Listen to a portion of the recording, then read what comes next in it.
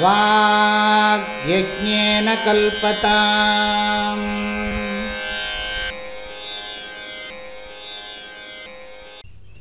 ஓம் ஸ்ரீ தட்சிணாமூர்த்தி சுதேசிகேந்திரம் த்வைபாயனம் சூத்ரகிருதம் முனீந்திரம் ஸ்ரீசங்கரம் பாஷ்யகிருதம் யதீந்திரம் மத்தேசிகஞ்சாபி நமாமி வித்யை. பொன்னிலம் மாதராசை பொருந்தினர் பொருந்தார் உள்ளம் தன்னிலந்தரத்தின் ஜீவ சாட்சி மாத்திரமாய் நிற்கும் எந்நிலங்களினும் மிக்க எழுநிலம் அவற்றின் மேலாம் நன்னிலம் மருவும் ஏக நாயகன் பதங்கள் போற்றி. கைவல்ய நவநீதம் சந்தேகம் தெளிதல் படலம் 125வது பாடல். தூங்கும் சுகமது பிரம்மச் சுகமெனல்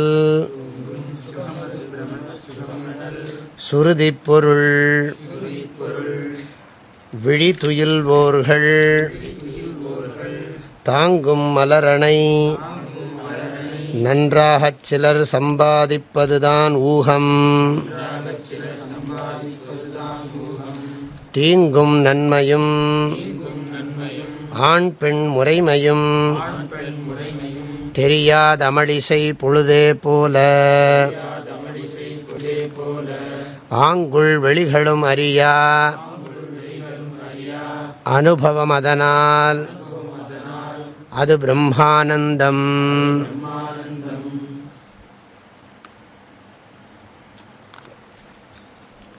ஆத்மா ஆனந்தஸ்வரூபம். ஆத்மா ஆனந்தஸ்வரூபங்கிறத புரிய வைக்கிறதுக்காக உபாயங்களை எல்லாம் உபதேசம் பண்ணி கொண்டிருக்கிறார். நாம் அனுபவிக்கிற ஆனந்தத்தை வச்சுத்தான் ஆத்மா அல்லது பிரம்மனை ஆனந்தஸ்வரூபங்கிறது புரிஞ்சுக்க முடியும்.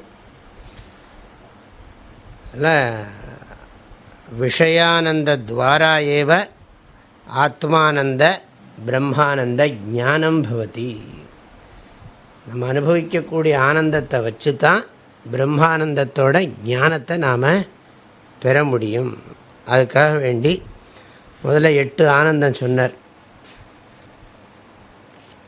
122வது பாடலில் 8 ஆனந்தம் சொல்லப்பட்டது. அதுக்கு ஒரு விளக்கம் இருக்குது, நான் சுருக்கமாக சொல்கிறேன். விரும்பிய வஸ்துவை அடைந்து அதனை அனுபவிக்கும்போது இச்சா நிவர்த்தியின் நிமித்தத்தால் அந்தர்முகமான மனோவிருத்தியில் பிரதிபிம்பித்துள்ள ஆத்மானந்தம் விஷயானந்தமாம். நிறைய விகல்பங்கள் சொல்கிறாங்க வியாக்கியான ஆச்சாரியர்களெல்லாம். ஒரே விஷயத்தில் 3-4 விகல்பங்கள்லாம் கூட காணப்படுகிறது. அதான் விரும்பின வஸ்துவை அடைஞ்சதுக்கு பிறகு அதை அனுபவிக்கிற போது இச்சை நீங்கிடுறது.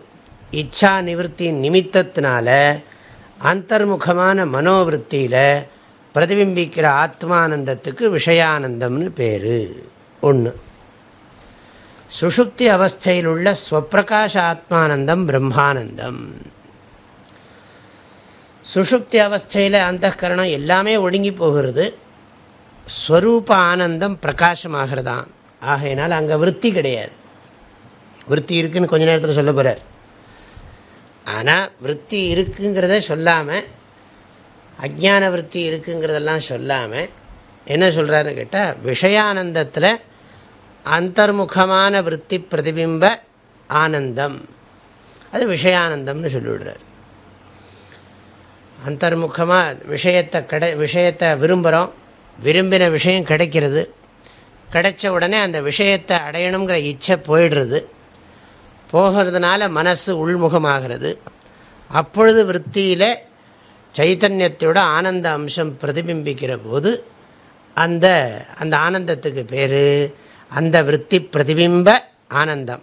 விஷய சந்நிதௌ இச்சா நிவத்தி ரூப நிமித்த அந்தர்முக விற்பி பிரதிபிம்ப ஆனந்த அம்சா விஷயானந்தா இத்தியுச்சதே. அந்த ஆனந்தத்துக்கு தான் விஷயானந்தம்னு பேர்.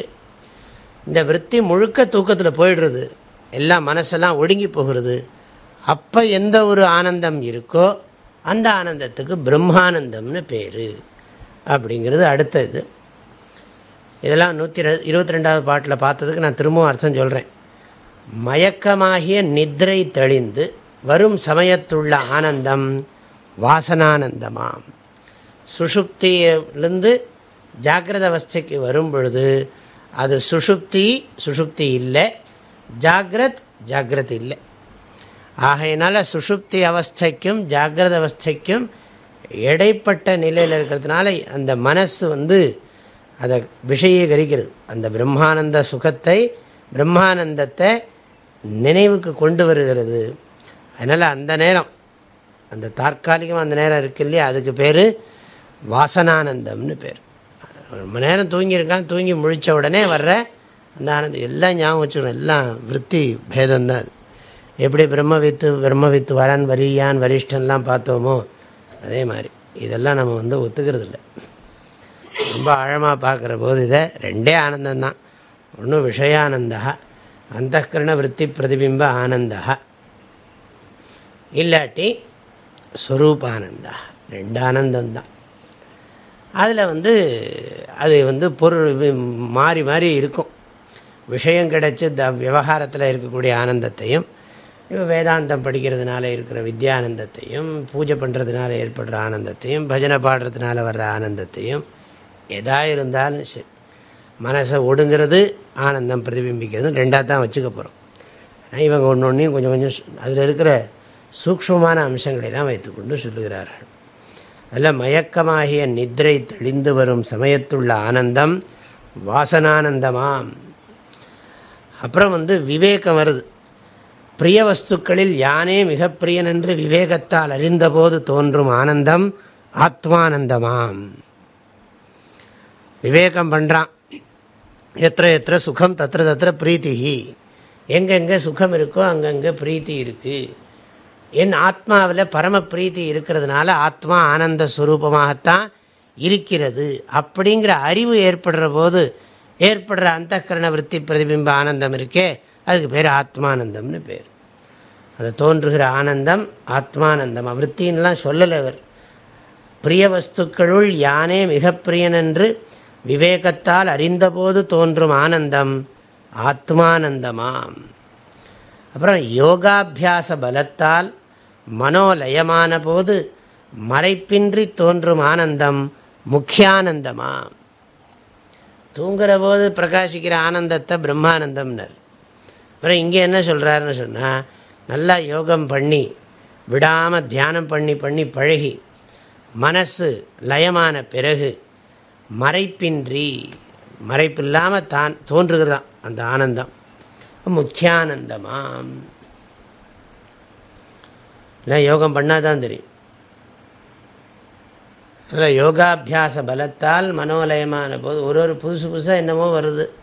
ஒரு புது பழம் வெளிநாட்டுக்கு போகிறோம், நம்ம ஊரில் பார்க்காத ஒரு பழத்தை சாப்பிட்றோம், இது ரொம்ப வித்தியாசமாக இருக்கேன்னா அப்படி தான் இருக்கும். அது எப்படி இங்கே சொல்கிறது? இங்கே அந்த மாதிரி அப்படி ஒரு பழம் இருக்குதுன்னு சொன்னால் எப்படி புரியும்? அது நீ அந்த பழத்தை வாங்கி சாப்பிட்டா தான் தெரியும். யோகாபியாச பலத்தால் மனோலயமான போது மறைப்பின்றி தோன்றும் ஆனந்தம் முக்கியானந்தமாம். உதாசீன காலத்து தோன்றும் ஆனந்தம் நிஜானந்தமாம். உதாசீனமாக தூஷ்ணீம் ஸ்திதி, உதாசீன காலம், இதெல்லாம் திரும்ப திரும்ப இதுக்கு நிறைய வியாக்கியானங்கள்லாம் இருக்குது. அதில் அந்த வடிவேல் செட்டியார் உரையில் இருக்குது. நிஜானந்தமாம். நாமரூபங்கள் மிச்சையாம் என்று உணர்ந்து அவற்றை உபேட்சித்து விவேகத்தால் அத்வைதமான தன்னை நோக்கும்போது தோன்றும் ஆனந்தம் அத்வைதானந்தமாம். வேதாந்த விசாரமெல்லாம் பண்ணி நாமரூபமெல்லாம் சத்தியம் கிடையாது, அதிஷ்டானந்தான் சத்தியம்னு தெரிஞ்சுக்கிற போது அது அந்த விவேகத்தினால அத்வைதஸ்வரூபமான தன்னை அறிஞ்சுக்கிற போது தோன்றுகிற ஆனந்தத்துக்கு அத்வைதானந்தம்னு பேருங்கிறார். அப்புறம் வித்யானந்தம்ங்கிறது என்னதுன்னா இதே தான், வேறு விதமாக சொல்கிறார். தத்துவமசி முதலிய மகா வாக்கியார்த்த விசார ஞானத்தால் அந்தःகரண விற்த்தியில் பிரதிபிம்பிக்கும் ஆனந்தம் வித்யானந்தமாம். மகா வாக்கிய விசார ஜன்யத்தினால ஏற்படக்கூடிய விற்பி பிரதிபிம்ப ஆனந்தம் வித்யானந்தம். இப்போ நம்ம ரெண்டு தான் ஆனந்தம்னு புரிஞ்சுக்கணும். விஷயானந்தா பிரம்மானந்தா. வித்யானந்தம்லாம் இருக்குது, விஷயானந்தத்தை காட்டிலும் அதுக்கு வித்யை தான் அங்கே விஷயமாக இருக்குது. அந்த கரணம் அடங்குறதுக்கு விஷயம் வித்யையாக இருக்குதுன்னு அப்படி அர்த்தம் பண்ணிக்கணும். விஷயானந்தம்னா இந்திரிய விஷயம் இல்லையே அப்படின்னு கேட்கக்கூடாது. இந்திரிய விஷயங்கள் இல்லாட்டாலும் இது வித்யையே விஷயமாக இருக்குது, அறிவே வேதாந்த விசாரஜன்ய ஞானமே விஷயமாக இருக்குதுன்னு அர்த்தம் பண்ணணும். இந்த பாட்டில் எப்படி இருக்குதுன்னு சொன்னால், அதுக்கு இதுக்கு முதல் பாட்டில் பார்த்தோம் 123 124வது பாட்டில். 123வது பாட்டில் விஷயானந்தம் சொல்லப்பட்டது, 124வது பாடலில் பிரம்மானந்தம் சொல்லப்பட்டது. இது எப்படி நீங்கள் பிரம்மானந்தம்னு சொல்லலாம், தூக்கத்தில் இருக்கிற ஆனந்தத்தை போய் அப்படின்னு சொன்னால், அதுக்கு தான் இந்த பாடல். தூங்கும் சுகத்தை ஏன் பிரம்ம சுகம்னு சொல்கிறோம்னா, அது சாஸ்திரத்தில் சொல்லியிருக்கப்பா. சாந்தோக்கிய உபனிஷத்தில் சத் சம்பத்தின்னு சொல்லி அதை சொல்லியிருக்கு சாஸ்திரத்தில். அதனால் அது தூங்கம் சுகம், அது பிரம்மசுகம்னு நான் சொல்கிறதுக்கு காரணம் சாஸ்திர பிரமாணத்தினால சொல்கிறேன். அப்புறம் ஊகம் என்னன்னா, அதில் பெரிய பிரம்மசுகம்னா அபரிச்சின்னம் சுகம்னு அர்த்தம். அபரிச்சின்ன நிரதிசய சுகம்னு அர்த்தம், ஒப்பு உயர்வற்ற பேரின்பம்னு அர்த்தம். தூங்குகிற சுகத்துக்கு நிகராகவோ, தூங்குகிற சுகம்னா ஜாக்கிரதையாக புரிஞ்சுக்கணும், தூங்குகிற போது இருக்கிற ஒரு சுகமானது சரி நிகரற்றதாக இருக்கிறது, ஒப்பு உயர்வு அற்றதாக இருக்கிறது, வரையறைகள் அற்றதாக இருக்கிறது, அபரிச்சின்னமாக இருக்குது. அதுக்காக வேண்டி ஜனங்களெல்லாம் ரொம்ப சந்தோஷமாக அதுக்கு படுக்கையெல்லாம் உண்டாக்கிக்கிறத பார்த்தாலே ஊகம் பண்ணி புரிஞ்சுக்கலாம் அதுக்கு இவ்வளோ சிரமப்பட்டு பண்ணுறாங்கன்னா. துயில்வோர்கள் தாங்கும் மலரணை நன்றாக சிலர் சம்பாதிப்பதுதான் ஊகம். கடையில் போய் பார்க்குறான், பெரிய மெத்தையெல்லாம் போடுறதுக்காக பெரிய கட்டிலெல்லாம் பார்க்குறோம், அது சௌகரியமாக இருக்கணுங்கிறதுக்காக பார்க்குறோம். எல்லாம் பார்த்து இங்கே மெத்தை வாங்கி நான் இது பண்ணி தாங்கும் மலர் அணை, அது புஷ்பமெல்லாம் போடுறதுனால மலர் அணைங்கிறான். மலரணை நன்றாக சிலர் சம்பாதிப்பது தான் ஊகம். சில பேர் அதுக்கு ரொம்ப இது பண்ணுறதான் ஊகம்ங்கிறார், யுக்திங்கிறார். அப்புறம் அது பிரம்மானந்தம்னு ஏன் சொல்லுகிறீர்கள்னா, அதுக்கு தூக்கத்தை டைரெக்டாக சொல்ல முடியாதுங்கிறதுக்காக வேண்டி இன்னொரு அனுபவத்தை சொல்கிறார். தீங்கும் நன்மையும் ஆண் பெண் முறைமையும் தெரியாது அமளிசை பொழுதே போல. ஆணும் பெண்ணும் சேர்ந்து சுகம் அனுபவிக்கும் பொழுது, அந்த சுகம் அனுபவிக்கிற காலத்தில் ஆண் என்றோ பெண் என்றோ நல்லதென்றோ கெட்டதென்றோ எதை பற்றி நினைக்காமல், இது உள்ளே அனுபவிக்கிறோமா வெளியில் அனுபவிக்கிறோமாங்கிற வித்தியாசம் தெரியாமல் அந்த சுகம் அனுபவிக்கிறார்கள். ஆகையினால சுஷுப்தியில் இருக்கிற ஆனந்தத்தை புரிய வைக்கிறதுக்கு ஜாகிரத அவஸ்தையில் இருக்கிற ஸ்திரீ புருஷ சங்கத்தினால் ஏற்படுற ஆனந்தத்தை திருஷ்டாந்தமாக சொல்கிறார். அந்த ஆனந்தத்தையே சொன்னால் புரியும், இருந்தாலும் இன்னும் கொஞ்சம் புரியணுங்கிறதுக்காக வேண்டி, அப்போ எந்தாவது அவனுக்கு பேத புத்தி இருக்கான்னா, எதை பற்றின சிந்தனையும் இல்லாமல் ஆனந்தமாக இருக்கான், அது மாதிரி தான் அப்படின்னு சொல்லி, அதனால நம்ம என்ன சொல்கிறோம்னா, உள் வெளியெல்லாம் தெரியாது, அந்த சுகமாக பாஹ்ய சுகமாக அப்படிங்கிறதெல்லாம் தெரியாமல் பரிபூர்ணமாக ஆனந்தமாக இருக்கான்.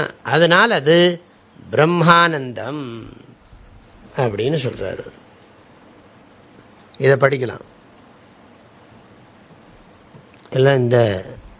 இந்த பதவுரையை நீங்கள் படிங்க, இது வியாக்கியானத்தை மாத்திரம் படிக்கிறேன். சுஷுப்தி காலத்தில் சகல பிரபஞ்சமும் விலீனமான தமப்பிரதானமாகிய பிரகிருத்தியால் ஆவர்த்தனான ஜீவன் சுகரூபமான பிரம்மத்தை அடைகிறான் என்று அதர்வண வேதத்தின் கைவல்ய ஸ்ருதி கூறுகிறதென்பார். தூங்கும் சுகமது பிரம்மச்சுகம் எனல் சுருதி பொருள் என்றும். அது வேதார்த்தான்னு அர்த்தம், ஸ்ருத்தியர்த்தா, ஸ்ருதி பிரமாணம் இப்படி இருக்குது. சுஷுப்தி காலே சகலே விலீனே தமோபிபூத சுகரூபமேதி. கைவல்யத்தில் சொல்லியிருக்கு. சுஷுப்தி காலே சகலே விலீனே தமோபிபூதா சுகரூபமேதி, கைவல்ய உபனிஷத்தில் இருக்கு. என்றும் சுஷுப்தியின் கண் சுகம் இல்லையாயின் மகத்தான பிரயாசத்தால் மிருது செய்யாதி சாதனங்கள் ஏன் சம்பாதிக்கிறார்கள்? சுஷுப்தியில் ஆனந்தம் இல்லைன்னா என்னத்துக்குப்பா இவ்வளோ சிரமப்பட்டு படுக்கையெல்லாம் ரெடி பண்ணணும்? அதுலேருந்தே தெரியலையா அது சுஷுப்தியில் ஆனந்தம் இருக்குன்னு ஒன்று. அதனால் அதுக்கு விழி துயில்வோர்கள் தாங்கும் மலரணை நன்றாக சிலர் சம்பாதிப்பதான் ஊகம் என்றும் கூறினார். அமளிசை பொழுதே போல் என்னும் யுக்தியானது பிருகதாரண்யகத்தின் ஜோதிர் பிராமண நாம பிரகரணத்தின் உள்ள வாக்கியம் அங்கே இருக்குது. திருஷ்டாந்தத்தில் வெகு மார்க்கங்கள் எங்கே ஒன்றாக கூடுகின்றனவோ அப்படிப்பட்ட ஸ்தானம் அல்லது லகு மார்க்கம் இவை முதலிய பாஹ்ய விற்த்தாந்தம், வெளியில் நடக்கக்கூடிய வச்சு பாஹ்ய விற்த்தாந்தத்தை வச்சு தாஷ்டாந்தத்தை புரிஞ்சுக்கணுங்கிறார். திருஷ்டாந்தத்தில் இது ரொம்ப முக்கியம். திருஷ்டாந்தத்தில் வெகு மார்க்கங்கள் எங்கே ஒன்றாக கூடுகின்றனவோ அப்படிப்பட்ட ஸ்தானம் அல்லது லகு மார்க்கம் இவை முதலியவை பாஹ்ய விற்த்தாந்தம். திருஷ்டாந்தத்தில் நிறைய திருஷ்டாந்தம் சொல்கிறோம். இந்த திருஷ்டாந்தமெல்லாம் எந்த விஷயத்தில் ஒன்றாக கூடுகிறதோ அது பாஹ்ய விற்த்தாந்தம்ங்கிறார். வெளியில் இருக்கக்கூடிய நடைமுறை வச்சுன்னு சொல்கிறது. கிரக கிருத்தியம் ஆந்தர விற்த்தாந்தம். கிரக கிருத்தியம்ங்கிறது வீட்டில், இந்த வீட்டுக்குள்ளே இருக்க ஆந்தர விற்த்தாந்தம். தாஷ்டாந்தத்தில் ஜாகரணம் பாஹ்ய விற்த்தாந்தம். நாடியின் கண்ணுள்ள சொப்பனம் ஆந்தர விற்த்தாந்தம் என்று அறிக. இந்த பாஹ்யம் ஆந்தரம்ங்கிறது இதுக்கு திருஷ்டாந்தத்துக்கு சொல்லியிருக்காரு. என்ன திருஷ்டாந்தம்? சில பேர் இந்த ஸ்திரீ புருஷ சங்கமும் சுஷுப்தி ஆனந்தத்தையும் புரிய வைக்கிறதுக்காக ஜாகிரத அவஸ்தையை தாஷ்டாந்தமாகவும் சொப்னாவஸ்தையை இன்னொரு தாஷ்டாந்தமாகவும் எடுத்துக்கொள்ளுங்கள்ங்கிறார். தீங்கும் நன்மையும் ஆண் பெண் முறைமையும் என்பது இவர் கருத்து. இது வேதத்தில் இல்லை, அது சொல்கிறார். வேதத்தில் அப்படி சொல்லலை என்பது இவர் கருத்துன்னுட்டார். தீங்கும் நன்மையும் ஆண் பெண் முறைமையும் என்பது இவர் கருத்து. இதற்கு முன்னூலான பஞ்சதசியை ஆராய்ந்து இவ்வாறு உரை செய்யாமல் ஸ்வகபோல கற்பனையாக சரி, இதெல்லாம் வேறு யாரோ இது பண்ணி சொல்கிறார். வேறு யாரோ தப்பாக அர்த்தம் சொல்லியிருக்காங்க, அதை பற்றி சொல்லிட்டு இருக்கார். விட்டுடும், அடுத்தது போகும். இப்போ அடுத்த கேள்வி. இப்போ தூங்குறவன் ஒருத்தன், முழிக்கிறவன் ஒருத்தன் அப்படின்னு ஒரு விசாரம். அவனுக்கு எப்படி, தூங்குறவனுக்கு எப்படி விழித்த உடனே விழித்தவனுக்கு தூங்கினவனுடைய அனுபவத்தை பற்றி எப்படி சொல்ல முடியும் அப்படிங்கிறது கேள்வி.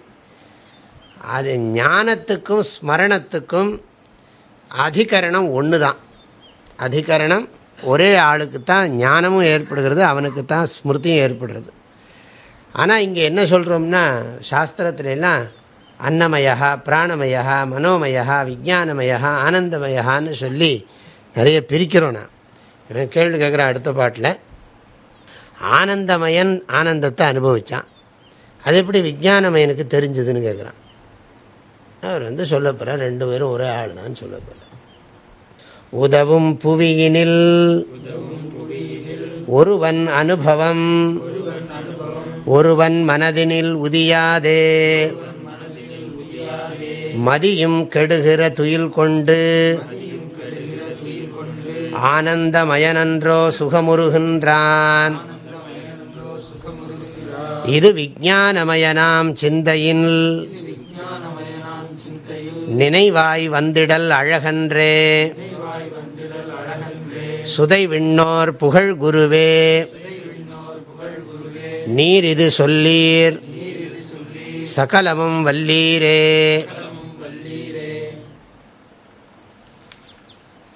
சுதை விண்ணோர் புகழ் குருவே நீர் இது சொல்லீர், நீர் இது சொல்லீர் சகலமும் வல்லீரே. எல்லாம் புகழ்ந்து சொல்கிறான் குருநாதரை.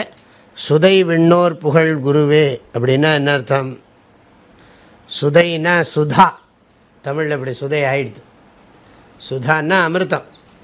சுதை விண்ணோர் புகழ் குருவே, சொர்க்கத்தில் இருக்க அமிர்தத்தை எல்லாம் சாப்பிட்டு ஆனந்தமாக இருக்கக்கூடிய தேவர்களெல்லாம் புகழக்கூடிய குருநாதா. தேவர்களெல்லாம் லோக்கலில் இருக்கிறவங்களாம் புகழ்ந்தா குருவுக்கு என்ன பெருமை? பகவான் அங்கே மேலே இருக்கிறவங்களே புகழ்கிறாங்கிறான். அப்போ நான் என்னோடய புகழ்லாம் உங்களுக்கு எங்கே பெரிய இதாக போகிறதுன்னா, சுதை விண்ணோர் புகழ் குருவே சகலமும் வல்லீரே. எப்படி இருந்தாலும் சந்தேகத்தை போக்கணுங்கிறதுக்காக பரம பிரயத்தனம் பண்ணக்கூடிய குருநாதா, நீர் இது சொல்லீர், இதை பற்றி சொல்லுங்கள் அப்படின்னு அவரை புகழ்ந்து, அது கேள்வி ஒரு சந்தேகத்தை கேட்குறான். சந்தேகம் தெளிதல் படலம் தானே. உதவும் புவியினில், உதவும் புவியினில்னா நமக்கு மோட்சத்துக்கு உபகாரமாக இருக்கக்கூடிய ஜாக்கிரத அவஸ்தை நம்ம படிச்சிருக்கோம் இல்லையா. விக்ஷேப அவஸ்தை ஆவரணத்தில் நமக்கு மோட்சம் கிடையாது. ஆவரண சக்தியில் விக்ஷேப சக்தி தானே நமக்கு அனுகூலமாக இருக்குதுன்னு படிச்சிருக்கோம், முதல்லையே பார்த்துருக்கோம் தத்துவ விளக்கப்படத்திலே.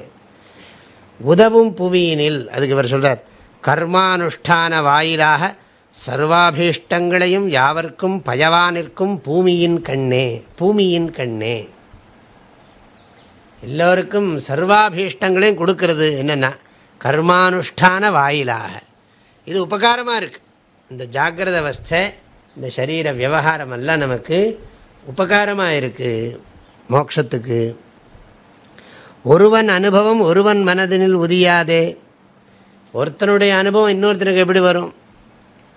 இவனுக்கு ஒரு விதமாக இருக்குது. இவனுக்கு ஒரு பதார்த்தம் சாப்பிட்டா அது பிடிக்கிறது, அதே பதார்த்தம் சாப்பிட்டா இவனுக்கு அது பிடிக்க மாட்டேங்கிறது.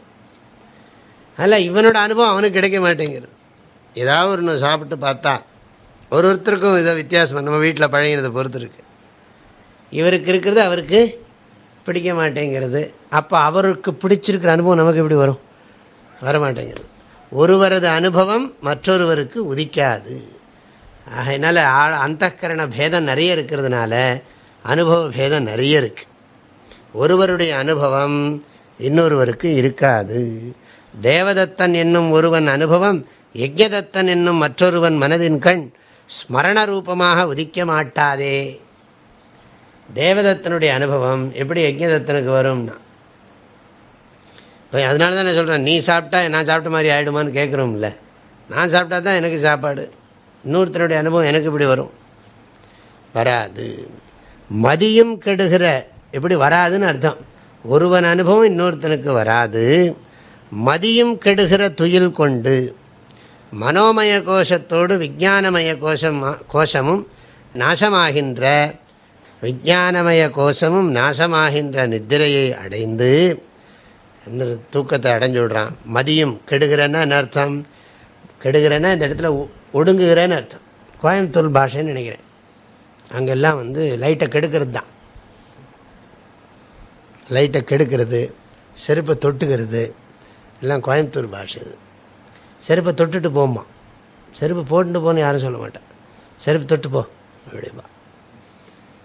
நீ நீ அவன் சொல்கிறத கேட்டால் என்ன செருப்பை எப்படியா தொடர்றது, போட்டுட்டு தானே போக முடியும் நம்ம கேட்போம். அந்த ஊர் பாஷை இது. செருப்பு தொட்டு போ, எங்கே போனாலும் செருப்பு தொட்டு போகணும், என்ன ஞாபகம் வச்சுக்கோ அப்படின்னு அம்மா பையனுக்கு சொல்லுவாள். செருப்பு தொட்டாங்க, செருப்பு தொட்டுக்காமல் போயிடாது அப்படின்வாங்க. அதே மாதிரி இந்த லைட்டை கெடுக்கிறது தான். லைட்டை அணைக்கிறதுங்கிற வார்த்தையே கிடையாது. விளக்கை அணைக்கிறதுங்கிறதே சொல்ல மாட்டேன், விளக்கை கெடுத்துரு அப்படி தான் சொல்லுவான். அதெல்லாம் இதெல்லாம் இங்கே இருக்கு. வர மதியம் கெடுகிற துயில் கொண்டு, மதியம் கெடுகிற துயில் கொண்டுன்னா போய் பாரு, யாரும் அப்படி சொல்லவே மாட்டாங்க. இன்றைக்கும் அப்படி கிடையாது. குருபுரானந்தா அப்படி தான் சொல்லுவார். விளக்கு கெடுத்துடலாமா அப்படி தான் கேட்பார். மதியும் கெடுகிற துயில் கொண்டு மனோமய கோஷத்தோடு விஞ்ஞானமய கோஷமும் நாசமாகின்ற நித்திரையை அடைந்து, அந்த மதி ஒடுங்குகிறதுன்னு அர்த்தம். ஆனந்தமயனன்றோ சுகம் உருகின்றான். ஆனந்தமய ஆத்மா அல்லவோ சுகம் உருகின்றான். இது இவ்வனுபவம் விஞ்ஞானமயனாகும் கர்த்தாவின் சிந்தையில் கரணரூபமாகும் மனதில் நினைவாய் வந்திடல் அழகன்று, ஸ்மரணமாய் எழுதல் அழகல்லவே. அனுபவிக்கிறது ஒருத்தன், நினைக்கிறது இன்னொருத்தன். ஆதலின் இது பொருந்துமாறு எவ்வாறு? சுதை விண்ணோர் புகழ் குருவே, அமுதபானம் செய்து அஜராமரணராயுள்ள,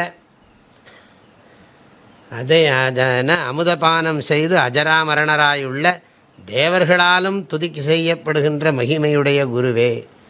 ஏன்னா அவங்களுக்கு இன்னொருத்தரை புகழ வேண்டிய அவசியம் இல்லை. ஏன்னா அவனுக்கு நிறைய அவனுக்கு சௌகரியங்கள்லாம் இருக்குது. சௌகரியமாக இருக்கிறவனே இவர்கிட்ட ஞானம் பெற்று இன்னும் சௌகரியம் அடைகிறான்னா அப்போ நம்மளாம் கேட்கணுமான்னு அர்த்தம். அதில் ரொம்ப ஏழை ஒருத்தட்ட படித்து பெரிய இதை அடையிற காட்டிலும் பெரிய பெரிய பணக்காரன் இப்போ பெரிய ஆளப்பா, அவர் ரொம்ப ஆனந்தமாக தானே இருப்பார், ஆனால் அவருக்கே துக்கம் இருக்குதுன்னு தெரியுது, துக்கம் இருக்குதுன்னு அவருக்கே துக்கம் இருக்குதுன்னு தெரியுறதப்பா. அவரே எல்லாத்தையும் விட்டுட்டு நம்ம குருநாதர்கிட்ட பாடம் கேட்குறார், மரத்தடியில் உட்காந்து யாக்ஞவல்கர்கிட்ட போய் ஜனகர் படித்த மாதிரி கேட்டுன்னு இருக்காரு. அப்போ இதுலேருந்து என்ன தெரிகிறதுனா, தேவர்களுக்கும் கிடைக்க ஒண்ணாத ஞானம் என் குருநாதங்கிட்ட இருக்கு. அதனால தேவர்களும் ஞானம் பெறுகிறார்கள், அவர்களே புகழ்ந்து பேசுகிறார்கள். இதுலேருந்து என்ன தெரிகிறதுனா, ஐந்தவித்தான் ஆற்றல் அகல் விசும்புளார் கோமான் இந்திரனே சாலும் கரீனா. இந்த குறளுக்கு அர்த்தம் என்ன? ஐந்தவித்தான் ஆற்றல். தேவேந்திரன் கூட, தேவேந்திரன் கௌதம முனிவருடைய சாபத்தினால அவஸ்தைப்பட்டான்.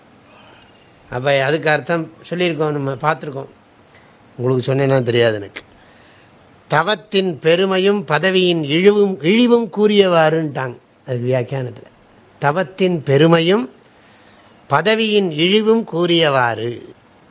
தவத்தின் பெருமையினால் என்னென்னா, ஒரு இந்த தேவேந்திரனே சாபம் கொடுக்குற சக்தி இருக்குது கௌதம மகரிஷிக்கு. அவன் எவ்வளோ பெரிய பதவியில் இருந்தாலும் ஞானிக்கு முன்னாடி அவனுடைய பதவிக்கு ஒன்றும் விசேஷம் இல்லை. அதனால் பெரிய உயர்ந்த பதவியாக இருந்தாலும் விசேஷங்கிறதுக்காக வேண்டி இதை சொல்கிறார்.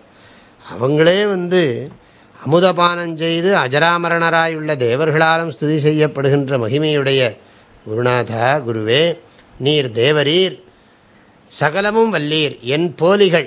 என் போலிகள் இல்லை, என் போலிகள்னா என்னை போன்றவர்கள்னு அர்த்தம். அப்படியே அர்த்தம். நம்ம என் போலிகள்னா இது என்ன போல், நான் போலின்னு சொல்லணும், என்ன என் போலிகள்னா அதெல்லாம் அந்த காலத்து தமிழ் நடையது. என் போலிகள், என் போன்றவர்கள், வினவா நிற்கும் சந்தேகங்கள் அனைத்தையும் போக்க வல்ல சர்வஜராதலால், என்னை போன்று இருக்கக்கூடிய நிறைய பேருடைய சந்தேகங்களை எல்லாம் போக்கக்கூடிய சக்தி உங்களுக்கு இருக்குது, சர்வஜராக இருக்கிறீர்கள். இது சொல்லீர், இச்சந்தேகத்துக்கும் சமாதானம் அருள்வீராக. ஒரு வியாக்கியானவர், இந்த சந்தேகத்துக்கும் பதில் சொல்லுங்கள். நிறைய சந்தேகத்துக்கு பதில் சொல்லின்னு இருக்கீங்க, இந்த சந்தேகத்துக்கும் பதில் சொல்லுங்கள். நினைவாய் வந்திடும் எனல் கண்டேன் என்றும் பாடம். நினைவாய் வந்திடும் எனல் கண்டேன், அழகன்றேங்கிறதுக்கு பதிலாக என்றும் பாடம்ங்கிறார். என்றும் பாடம்னா என்ன அர்த்தம்? இவருக்கு இதில் இஷ்டம் இல்லைன்னு அர்த்தம். என்றும் பாடம்னா இதில் என்ன போட்டுருக்கு பார்ப்போம். இவர் அப்படி தான் சொல்கிறார். இவர் என்றும் பாடம் இவர் போடலை. யார்? வடிவேல் செட்டியாருடைய உரையில் இவர் அதுக்கு பதில் சொல்கிறார். இப்போ சந்தேகத்தை முதல்ல தெளிவாக புரிஞ்சுக்கணும். சந்தேகம் தெளிவாக இருக்கிறது. எப்படி ஆனந்தமயனுக்கு ஏற்பட்ட அனுபவம் விஞ்ஞானமயனுடைய ஸ்மிருதியில் எப்படி வருகிறது அப்படின்னு கேட்டால், ஆனந்தமயனோ விஞ்ஞானமயனோ வேற இல்லை அப்படிங்கிறத சொல்லணும். அதுக்கு அடுத்தது தான். அதில் ஸ்மிருதிக்கும் அனுபவத்துக்கும் அதிகரணம் ஒன்று தான். ஆனால் இங்கே அதிகரணம் வேறு வேறையாக தோன்றுகிறதுங்கிறது விஷயம். நெய்யும் வெண்ணையும் இரு பேர்களும் அறி நினைவிற் பிரிவு அறிவினில்லை செய்யும் நனவினில் இருகும் மனதொடு சேரும் சின்மய விஞ்ஞானன் நையும் துயர் மன நழுவும் பொழுது உணர் ஞானச் சுகம் உணும் ஆனந்தன் பெய்யும் துளிகளும் நீரும் குளமொடு பாகும் போலிவர் பிரிவன்று. ஒரு திருஷ்டாந்தத்தை சொல்லி இதை புரிய வைக்கிறார் இவர். உண்மையிலேயே ரெண்டு பேரே தானே தவிர அறிவில் இந்த பிரிவு, அறிவு நினைவில் இந்த பிரிவு கிடையாது. பேர் தான் ரெண்டு அப்படிங்கிறார். நெய்யும் வெண்ணையும்னா, நெய்னா இங்கே நம்ம சாப்பிட்ற நெய் வழக்கமாக வெண்ணெய், அந்த இதில் வெண்ணெயாக இருக்கிறது தயிரை கடைஞ்சி வர்ற வெண்ணெய் இல்லை. இவர் நெய்யும் வெண்ணெய்க்கு சொல்கிற அர்த்தத்தை பார். உருக்கின நெய்யும் உருக்காத நெய்யும்னர். உருக்கின நெய் உருக்காத நெய். உருக்கின நெய்யும் உருக்காத நெய்யும் போல உருவின் வேறு சுவையின் ஒன்று. ரூபந்தான் வேறு தான், வேறையாக இருக்கப்பா. உருக்காத நெய் என்ன ஆகுறதுன்னா போய் தூக்கில் எடுத்து பாருன்னா, உருக்கின நெய் எங்கே இருக்குண்ணா விளக்கில் இருக்குது பாருன்னா. உருக்காத நெய் உருக்கின நெய், உருக்காத நெய்யும் வெண்ணையும்னு சொன்னால் நெய்யுங்கிறது உருக்கின நெய், உருக்காத நெய்க்கு பேர் வெண்ணெய். வெண்ணெயை உருக்கலையேன்னா அப்படி நீ போட்டுடாது, எல்லாம் ஒன்று தான், நீ எப்படி போட்டாலும் சரி. உருக்கின நெய்யும் உருக்காத நெய்யும், நெய்யும் உருவின் வேறு, ரூபத்தில் தான் வேறையே தவிர சுவையின் ஒன்று போல, சுவையில் ஒன்றாத்தான் இருக்குது. வித்தியாசம் இருக்கான்னா அதனால் அதனால் விழுதாக வழித்து தின்னாலும் சரி, நீ குடித்தாலும் சரி, நெய்யை எல்லாம் ஒன்றாத்தான் இருக்குது, ருச்சி ஒன்றாத்தான் இருக்குது. இரு பேர்களும் ஆனந்தமயன் விஞ்ஞானமயன் என்னும் இருவரும் நினைவில் பிரிவு அறிவினில் இல்லை. நினைவில் பிரிவு அறிவினில் இல்லை. அவித்யை அந்தఃகரண விருத்தி ரூப உபாதி திருஷ்டியினால் பிரிவே என்று பிரதிபிம்ப சேதன ரூப திருஷ்டியினால் பிரிவில்லைன்னுட்டார். அது அவித்யா ஆனந்தமயம் இருக்கோ இல்லையா, அதில் அவித்யா ஆனந்தமய கோஷத்துக்கு என்ன லட்சணம், தத்துவபோதம் பார்க்கணும். அனிர்வாச்சிய அவித்யா ரூப மலின சத்துவம்னு பார்த்துருக்கோம் ஆனந்தமயத்துக்கு. அதே தான். அப்போ இங்கே ஆனந்தமயன் என்னன்னா அவித்யாவாக இருக்குது. அப்புறம் விஞ்ஞானமயன் எப்படி இருக்குன்னா அந்தःகரண விற்த்தியில் இருக்குது. அந்த மாதிரி தான் பிரிவே தவிர பிரதிபிம்ப சேதன ரூப திருஷ்டியில் பார்த்தோமானா அதுக்கு பிரிவு கிடையாது. அது அவித்யா விற்பி, இது அந்தःகரண விற்பி. அவித்யா விற்பி ஆனந்தமயன். ஆனால் பிரதிபிம்ப சேதன திருஷ்டியில் பேதம் இல்லைங்கிறார். இது ரெண்டும் தான் பேதமே தவிர, அவித்யாவிலையும் அந்தःகரண விற்த்தியிலையும் தான் பேதமே தவிர பிரதிபிம்ப திருஷ்டியில் பேதம் இல்லை. ஓர் பிரதிபிம்ப சேதனந்தானே உபாதி பேதத்தால் இருவகை நாமமடைந்ததே அன்றி ஸ்வரூபமாக பேதமின்றென்பது நன்றாக விளங்குதற் பொருட்டு அநேக திருஷ்டாந்த முகத்தால் கூறுகின்றார். ஒரே பிரதிபிம்ப சைதன்யந்தான், அது அவித்யா விற்பி வருகிற போது அவித்யோபாதி பிரதிபிம்ப சைதன்யம், அப்புறம் அந்தःகரண விற்பி பிரதிபிம்ப சைதன்யம். அவித்யோபாதி பிரதிபிம்ப சைதன்யமும் அந்தःகரண விற்பி உபாதி பிரதிபிம்ப சைதன்யமும் வேற கிடையாது. அவித்யா உபாதி தான் பேதமே தவிர பிரதிபிம்பத்தில் பேதம் கிடையாது அப்படின்னு சொல்லி புரிய வைக்கிறார். அதுக்கு திருஷ்டாந்தம் நிறைய சொல்கிறார். செய்யும் நனவினில் போகப்பிரதமான கர்மவசத்தால் நானா விவகாரங்களையும் செய்யான் என்ற ஜாகிரத்தின் கண், ஜாகிரத அவஸ்தையில் இருகும் மனதொடு சேரும் ஸ்தூலமாகும் அந்தःகரண உபாதியோடு கூடா நிற்கும். இதெல்லாம் நெய் வெண்ணெயெல்லாம் நீ பார்த்துக்கணும், நெய் வெண்ணெய்ன்னு போட்டுக்கணும். ஜாகிரத அவஸ்தை அப்புறம் சுஷுப்தி அவஸ்தை இப்படி ஒன்று ஒன்றா பிரிச்சுக்கணும். இதுதான் பேதமே தவிர அவஸ்தா பேதா நது சைதன்ய பிரதிபிம்ப பேதா. அந்த சைதன்ய பிரதிபிம்பம் வேற, இந்த சைதன்ய பிரதிபிம்பம் வேறேன்னு சொல்ல முடியாது. எல்லாம் ஒன்று தான், விஸ்வ தைஜச பிராக்யந்தான். அதனால் அதை மாற்ற முடியாதுங்கிறதுக்காக சொல்கிறார்.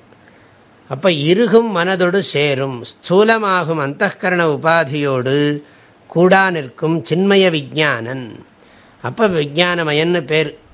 அந்த அந்தःகரணத்தோட நல்லா கெட்டியாக இருக்கிற போது அந்தःகரண பிரதிபிம்ப சைதன்யம்.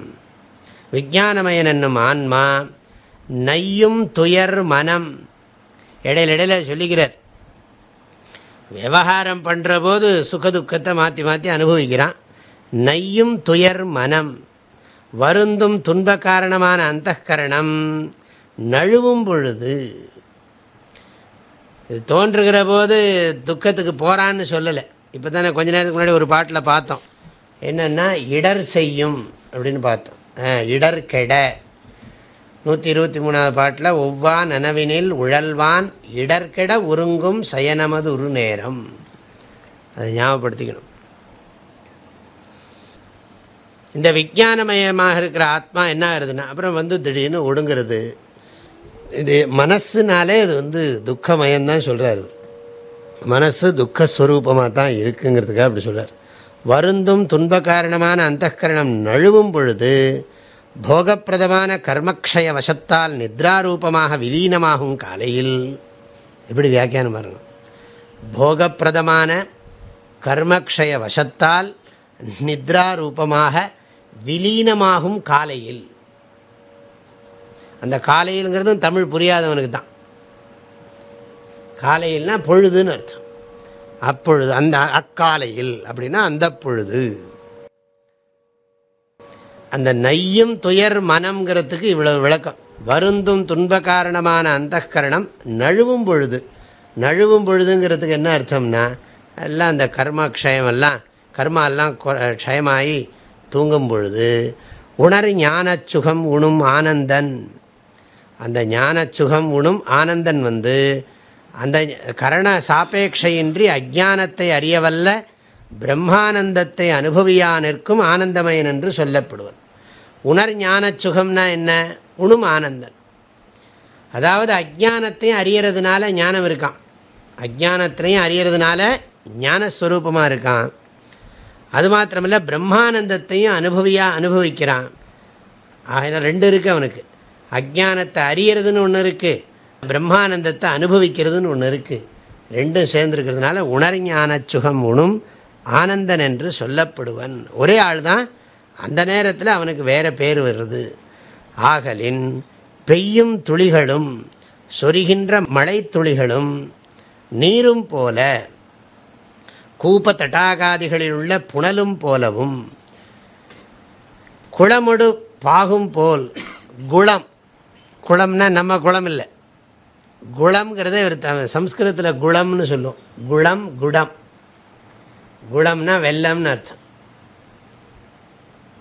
அதை இவர் தமிழில் குளமொடுன்னு எழுதியிருக்கு. இது எப்படி படிக்கிறது? குளமொடுன்னா நம்ம தேடிட்டு இருக்க வேண்டியதான். இப்போ தான் கொஞ்சம் பெய்யும் துளிகளும் நீருங்கிறதுனால குளம்னு போட்டிருக்கு. அதனால் பெஞ்சு தண்ணி எல்லாம் சேர்ந்து குளத்தில் இருக்குதுன்னு சொல்லிடக்கூடாது. குளம், குளமும் பாகும் போல. இந்த பாகு குளம், நெய் வெண்ணெய், அப்புறம் துளிகளும் கொஞ்சம் கொஞ்சமாக துளி துளியாக பெய்கிறது. அதெல்லாம் சேர்ந்து கிணத்துல குளத்துல எல்லாம் தண்ணி, அந்த குளம் வேறு இந்த குளம் வேறு, எல்லாம் சேர்ந்துருக்குன்னு அர்த்தம். அதனால தான் கூவ தடாகாதிகள் உள்ளன்னு விட்டார். கூவ தடாகாதி, கூவனா கூப்பம், கூப்ப தடாகாதிகளில் உள்ள புனலும் போலவும், குளமொடு பாகும் போல், வெல்லமும் பாகும் போலவும். ரெண்டும் வேற வேறையா? ஒன்று தாங்கிறார். நெய்யும் வெண்ணையும் வேறு வேறையான்னு கேட்டால் இல்லைன்னா, மழை துளியும் இதில் இருக்கிறதும் வேறு வேறையான்னா வேறு வேறு இல்லைன்னா, வெள்ளமும் வெள்ளப்பாகும் வேறு வேறையான்னா ரெண்டும் ஒன்று தான்னா. அது மாதிரி தான் ரெண்டும் ஒன்றுன்ட்டு அறிஞ்சு. வெள்ளம் வெள்ளப்பாகு, அப்புறம் மழை தண்ணி, அப்புறம் கூப்பத்தடாகாதி ஜலம், அப்புறம் என்னது அடுத்தது என்னது, நெய்யும் வெண்ணையும். இப்போ இத்தனை திருஷ்டாந்தம் என்னத்துக்குன்னா, ஆனந்தமயனும் விஞ்ஞானமயனும் பேரு தான் வேறையே தவிர, அவஸ்தை தான் பேதமே தவிர உண்மையிலேயே பேதம் இல்லைன்னு காட்டுறதுக்காக. இவர் பிரிவு அன்று, இவர் வேறல்லர், அரி இங்கனம் அறிவாயாக. இக்காரணத்தால் ஆனந்தமயன் அனுபவ ஸ்மரணம் விஞ்ஞானமயனுக்கு உண்டாவதால் விரோதம் இன்றாம் என்பது கருத்து. இதை பற்றியெல்லாம் ரொம்ப விசாரம் பண்ணியிருக்கார் சங்கர பாஷ்யத்தில். சங்கர பாஷ்ய விமர்சா, ராமராய கவி. சங்கர அசங்கர பாஷ்ய விமர்சா. சங்கர பாஷ்யம் யாருது? சங்கராச்சாரியர். அசங்கர பாஷ்யம் ராமானுஜர். அல்ல, சங்கர அசங்கர பாஷ்ய விமர்சா ஒரு புக்கு இருக்குது. இவ்வளோ பெருசு, ரொம்ப இல்லை, இவ்வளோ பெருசு இருக்கும், தடியாக இருக்கும். அதில் இந்த சுஷுப்தி விசாரம் மாத்திரம் குறைஞ்சது 300 பக்கம் இருக்கும். அதில் இந்த விசாரங்கள்லாம் அப்படிலாம் வருது. அது எப்படி வேறையா ஒன்றா, இதெல்லாம் ரொம்ப நியாயபூர்வமாக விசாரம் பண்ணியிருக்கு. அது படிக்க வேண்டிய புஸ்தகம்தான். ஒருத்தர் தெரிஞ்சு கண்டிப்பாக படிக்க வேண்டிய புஸ்தகம் தான் அது. சங்கராசங்கர் இங்கே இருக்குல்ல, சங்கர பாஷ்ய விமர்சா இல்லையா?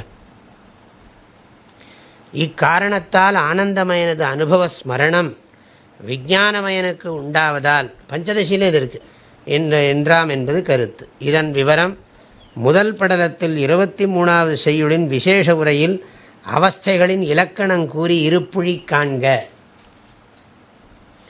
அதனால் அங்கே போய் பாருங்கன்னு. முதல் படலத்தில் 23வது செய்யுள்.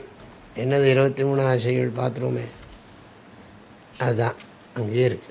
தேகம் அல்லாமல் வேறே தேகியார் காணேன் என்றாய், மோகமாம் கனவில் வந்து முளைத்தவன் எவன் நீ சொல்வாய், சோகமாம் கனவு தோன்றாச் சுழுத்தி கண்டவன் யார் சொல்வாய், ஆக நீ நனவில் எண்ணும் அறிவுதான் ஏது சொல்வாய்.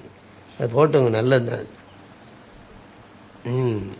அடுத்த பாட்டிலே பாரு. நனவு கண்டது நான் கண்ட நனவுள நினைவு நீங்கி கனவு கண்டதும் சுழுத்தி கண்டதும் வேறொன்றே போல் தினம் அனுபவிப்பது ஒக்கும், தெரியவும் இல்லை சற்றே மனதினில் உதிக்கும் பின்னே மறைக்கும் அது அருளுவீரே.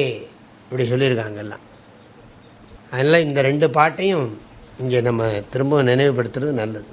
ஒரே ஆள் தான், வேறு வேறையாக தோன்றுகிறது. ஞான சுகம் உணும் என்றதால் சுஷுப்தியின் கண் அந்தఃகரணம் அபாவமாக இருத்தலின் அதனை உண்ணுதற்கு வேறே கரணம் ஏதனின் ஸ்வரூபபூதமான சுகத்தை சிதாபாச சகித அஜானத்தினின்றும் உற்பன்னமாய் சுகாதிகளை விஷயமாக உடைய சத்வகுணத்தின் பரிணாம விசேஷ ரூபமான விருத்தியால் உண்ணுகின்றனெனக் கொள்க. தூக்கத்தில் ஒரு சுகத்தை அனுபவிக்கிறான்னு சொல்கிறது அந்தःகரணமானு கேட்டால் அந்தःகரணம் கிடையாது, அந்தःகரணம் தான் ஒடுங்கி போயிடுது. அதில் அவித்யா விருத்தியும் அதான் சொல்கிறார். அதனை உண்ணுதற்கு வேறே கரணம் ஏது, அங்கே என்ன இருக்குது கரணம்னு கேட்டால் அனுபவிக்கிறதுக்குன்னு கேட்டால் ஸ்வரூபபூதமான சுகத்தை சிதாபாச சகித அஜானத்தினின்றும் உற்பன்னமாய் சுகாதிகளை விஷயமாக உடைய சத்வகுணத்தின் பரிணாம விசேஷ ரூபமான விருத்தியால் உண்ணுகின்றனன் என கொள்கின்றார். அங்கே என்ன ஆகுதுன்னா அஜ்ஞான பிரதிபிம்ப சைதன்யம், அஜ்ஞான பிரதிபிம்ப சைதன்யம். அதில் என்ன ஆகுதுன்னா அங்கே ஒரு சத்துவம் இருக்கான், ஒரு அதி சூக்ஷ்மமான சத்துவம். அந்த சத்துவம் அனுபவிக்கிறதான். அதில் தான் அந்த காரணத்துலேருந்து தானே அப்புறம் சூக்ஷ்ம சரீரம் வருது. அப்போ அதில் இருக்கிறதையே இதை திரும்ப எடுத்துக்கொண்டு சொல்கிறதுன்னு அர்த்தம் பண்ணி. இப்போ தூக்கத்தை அனுபவிக்கிறதுக்கு மனசு இல்லைன்னு சொன்னாலும் அங்கே அவித்யாவிருத்தி இருக்கிறதுனால, காரண சரீரம் இருக்கிறதுனால, அந்த அவித்யாவிருத்தி பிரதிபிம்ப சைதன்யத்தில் சாத்விக அம்சமான பரிணாமத்தினால அந்த சுகம் அனுபவிக்கப்படுகிறதாம். ஆக தூக்கத்தை யோசித்து பார்த்தா தான் புரியுது. தூக்கத்தை நல்லா யோசிக்கணும், தூங்கிடக்கூடாது. தூங்காமல் தூக்கத்தை நல்லா யோசித்து பார்த்தா புரிஞ்சுவிடுவது, கஷ்டமே கிடையாது.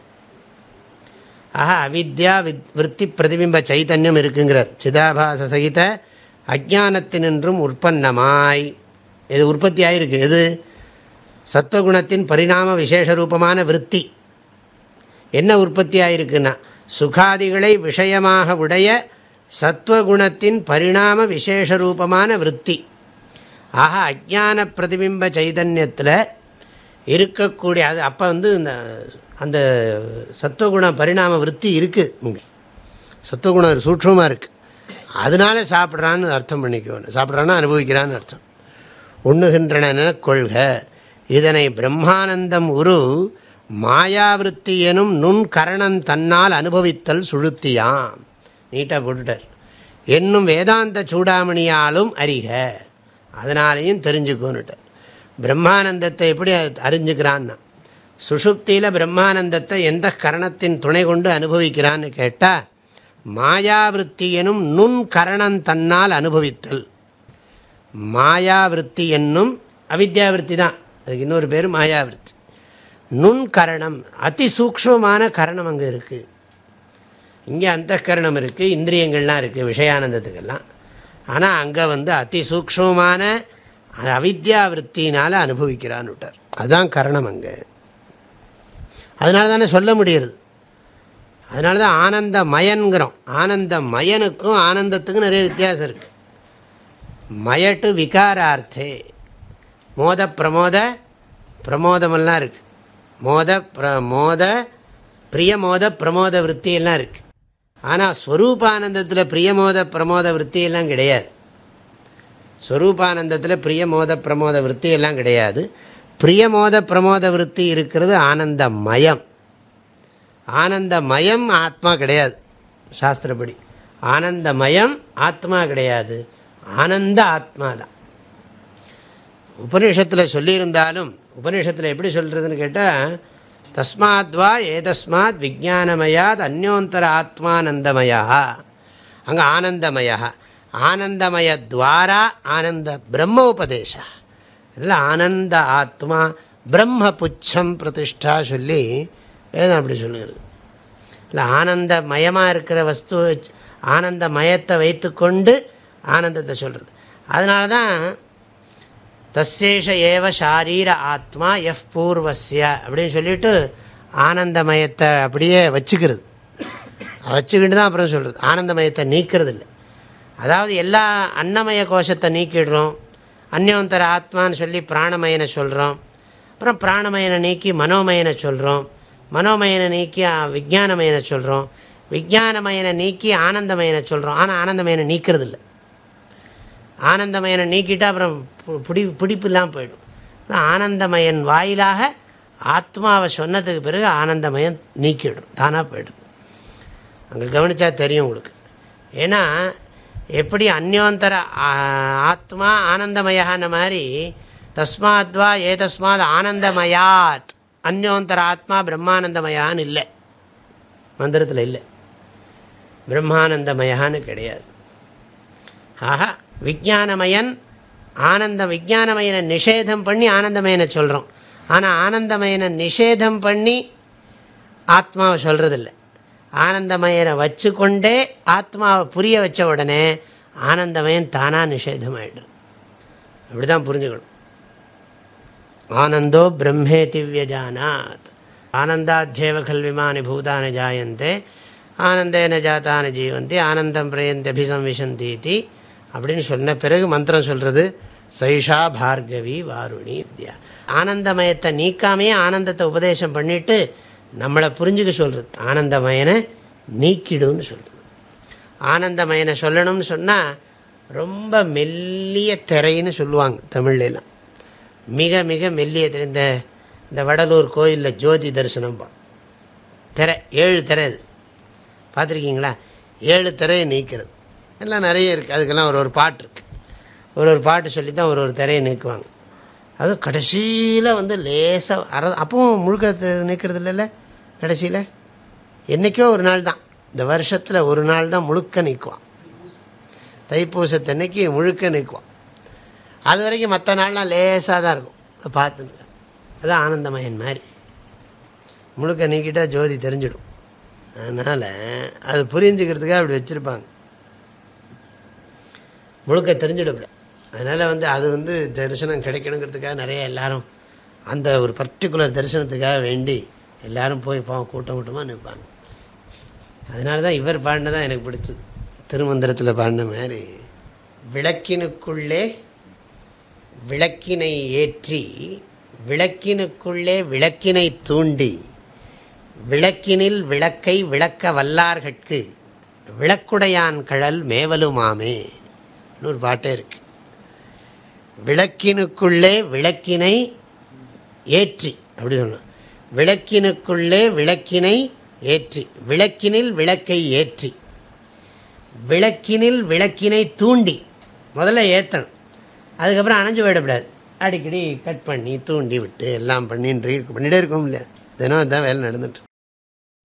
விளக்கினில் விளக்கை ஏற்றி விளக்கினில் விளக்கினை தூண்டி விளக்கினில் விளக்கை விளக்க வல்லார்கட்கு விளக்குடையான் கடல் மேவலுமாமே.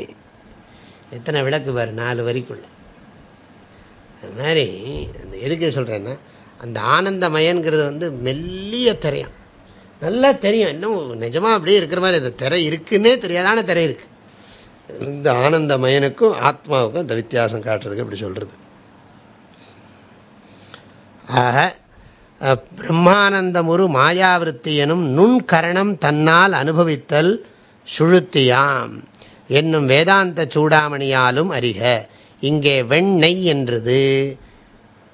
என்றது அக்னியின் சையோகாதிகளால் உருகி பின்னர் வாயுவாதிகளின் சம்பந்தத்தால் உறைந்து வெண்மை நிறைமுற்ற நெய்யினர்.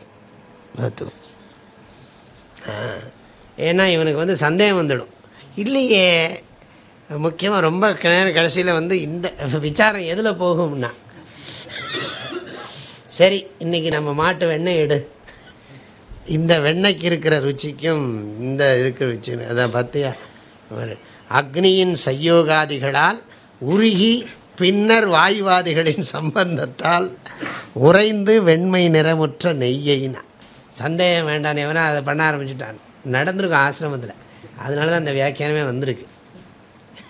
உடனே என்ன பண்ணுறான், அந்த கிச்சனுக்கு போயிட்டான்னா கிளாஸ் முடிஞ்ச உடனே, இல்லை இந்த வெண்ணெய் இருக்காப்பான்னு உள்ளே போய் கேட்டு அதை வந்து கேட்டுருப்பேன். என்ன தேடுறேன்னா, இல்லை இன்றைக்கி பாடத்தில் வந்து எனக்கு ஒரு சந்தேகம் வந்திருக்கு, அதை சரி பண்ணலான்னு பார்க்கலான்னு வந்தேன். அடுத்த பாடல் அப்புறம் பார்க்கலாம். ஐயனே எனதுள்ளே நின்று அனந்த ஜன்மங்களாண்ட மெய்யனே உபதேசிக்க வெளிவந்த குருவே போற்றி, உய்யவே முக்தி நல்கும் உதவிக்கோர் உதவினாயேன், செய்யுமார் ஒன்றும் காணேன் திருவடி போற்றி போற்றி. ஈஸ்வரோ குருராத்மேதி மூர்த்தி பேத விபாகினே வ்யோமவத் வியாப்த தேகாய தட்சிணா. ஓம் சாந்தி ஷாந்தி ஷாந்தி. ஹரி ஓம்.